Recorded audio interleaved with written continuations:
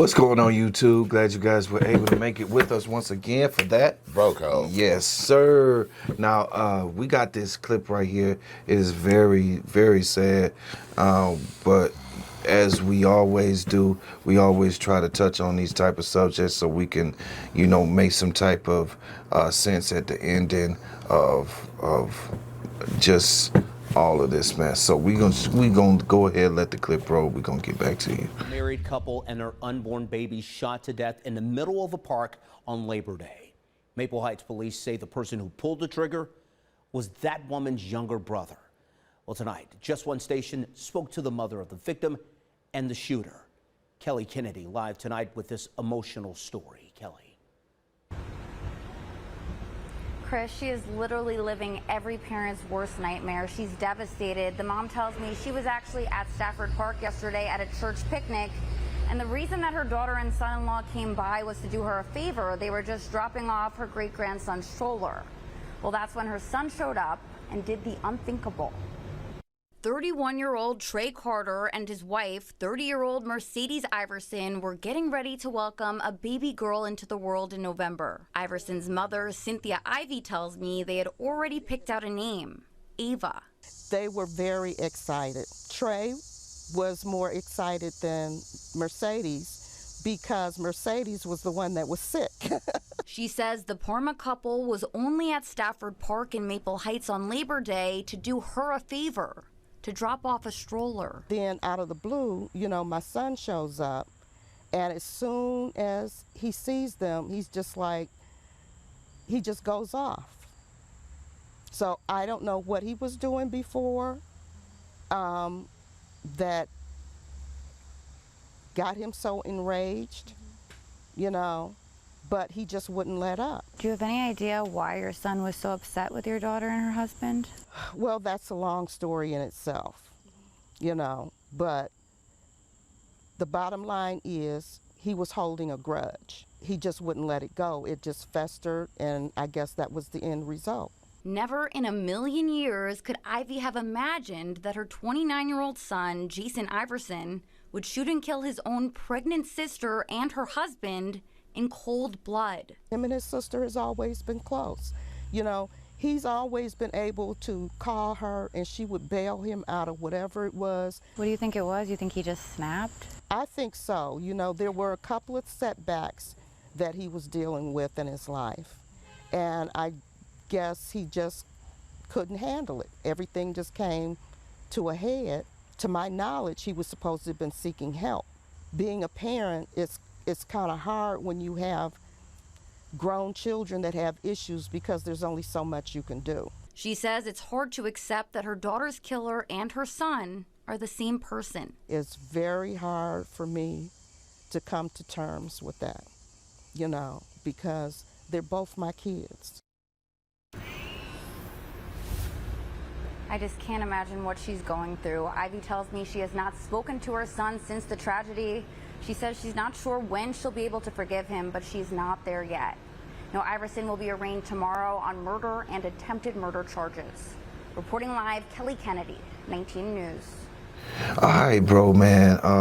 RIP to both the young brother and the young sister that lost their lives, man, and the unborn child. Right, so it was 3 lives that were murdered. Yes, by this woman's own brother, man. Yeah. Blood brother. Because they used to say, blood is thicker than water, but in this case scenario, we can see how blood, may not mean anything to some people. Oh yeah, most definitely. That sometimes because they are blood, they affect you the most, and then you know what I mean. It hits harder when they do you. You know what I mean? Yeah. And you know that they snaky or whatever they doing to you, and a lot of blood is they take things for granted because you are blood to them. They think, they ain't gonna do nothing, this and that. Nah, don't think that. Right. Cain and Abel ain't you know what I'm saying? Cain and Abel ain't the only brothers they got into a situation in where one of them got killed out the situation, you know. There's been a lot of brothers out here that's killed their brothers, killed their sisters. In this situation, it just wasn't nothing but some damn jealousy. That's all I can see. It's just this dude was not happy for his sister, because if you listen to what the mother said, she was like they were very, very close. So it seemed like, but she was saying the dude had problems too, though, at the same time, her son. Yeah. But it seemed like, you know, the sister was always there for this boy. You know what I'm saying? Always there for him. You know, now she's with this man now. She might have turned it off, huh? Well, you know what? It might not have turned it off, but it might not have been on 24/7 like it might have used to be, because now she was married, right? She's married, in love, and pregnant. So that probably took some time. Kind of reminds me of the story of Jason Lyrics, where Jason's brother shot, you know what I'm saying? Shot Lyric. He shot Lyric, you know what I'm saying? And because he was jealous because they was getting close. Right. But see, Jason was always, you know what I'm saying, it was a big brother. He was always there for his little brother, you know what I'm saying? Yeah. So I don't know, maybe it might have been a situation like that. I don't know. It's, you know, man, that's a possibility. I didn't even think of it, you know, concerning the movie. You know, but that makes a lot of sense. You know, I would have to say, you know, the brother in this situation, and also she was saying that he was going through some things. He took some losses. So, you know, that's one of those trials and tribulations that, you know, we talk about a lot, is that, you know, those things are going to come. Right. In life. You know, it's how you deal with it and how you come out of that is what matters. Right. You know, because there's a constructive way to go ahead and handle those situations, and there's a destructive way. And this is the destructive way, which we see transpires into these type of situations right here. Right, but I just wonder what type of demon got a hold of that boy where he felt that was the thing to do. You know what I mean? Because he hurt so many people. Right. Behind that, you know, and they even said his mama, you know what I mean, she trying to forgive him, but she ain't there yet. She ain't even talking to him. I mean, I couldn't imagine. You know what I mean? If I was in a situation, I don't know. I would probably just own a dude. You know what I'm saying? I would be right there. Or I don't know you no more. You know what I'm saying?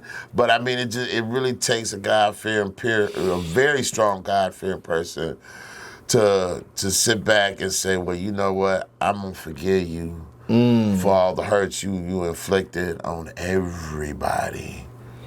Yeah, that's deep. You know what I mean? It's hard to forgive, but you know what I mean? But like I said, it would be a lot easier just to say, I disown you, and I don't know you anymore.